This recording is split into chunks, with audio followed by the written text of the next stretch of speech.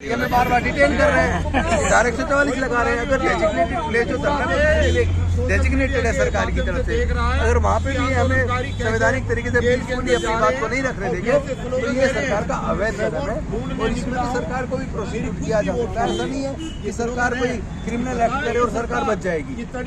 वक्त बहुत कम है, कभी भी आचार संहिता लग सकता है, तो फिर ये मांग सही है? नहीं, मैं तो एक बात पूछना चाहता हूँ, इलेक्शन कमीशन इतना चिंतित हो गया कि वो बैलेट पेपर से चुनाव नहीं कराएगा, ईवीएम से ही कराएगा। जब ईवीएम में वोट की चोरी हो रही है और वो पकड़ी जा चुकी है, जब ईवीएम बनाने वाली मशीन की कंपनी के 7 में से 4 independent director Bharatiya Janata party के हैं और उसमें जो टेम्परिंग की जाती है, जब उसमें सॉफ्टवेयर डाला जाता है, सॉफ्टवेयर के द्वारा उसमें जो कोडिंग की गई है, सोर्स कोड उनके पास है, सोर्स कोड उनके पास है, जो प्रोग्रामिंग की जाती है मशीन के अंदर, जब लास्ट हो जाता है कि कितने कितने लोग विड्रोवल के बाद कितने मैदान में कैंडिडेट बचे हैं, उसके बाद कैंडिडेट फाइल डाली जाती है, फाइल डाली जाती है ईवीएम के अंदर। और उस ईवीएम में टाइमर क्यों लगा हुआ है? उस ईवीएम में टाइमर लगा हुआ है, टाइमर की मदद से डेट और टाइम के हिसाब से वोट की चोरी की जाती है। तो मैं पूछना चाहता हूँ कि फिर ये इलेक्शन कमीशन आखिर इस जिद पे क्यों आ रहा है कि वो बैलेट पेपर से नहीं कराएगा, चुनाव ईवीएम से कराएगा?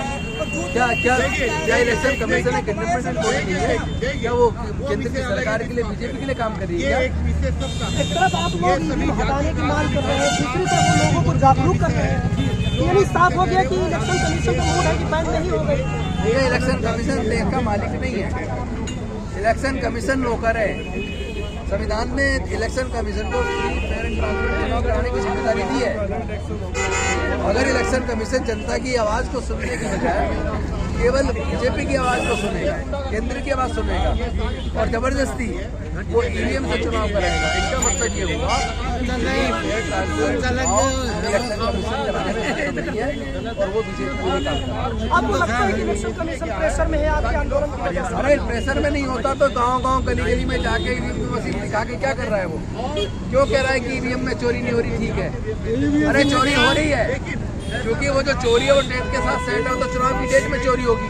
उससे पहले तो जिसमें डालोगे वहीं दिखाई देगा। तो गली गली में जाकर दिखाने का मतलब है कि इलेक्शन कमीशन को भी पता है कि ईवीएम से वोट की चोरी है, इसलिए वो लोगों को गुमराह करने की कोशिश कर रहा है। आगे की क्या तैयारी है? डिटेन के बाद आप लोग बाहर निकलेंगे? अभी लड़ाई जारी रहेगी।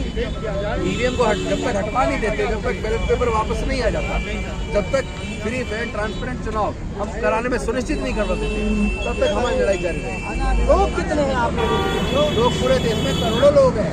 आप पूरे देश में थे, आप संख्या क्या करेगी जब पुलिस वहाँ जाने नहीं दे रही? जो जाना उसको पुलिस गाड़ी बता के ले जा रही है।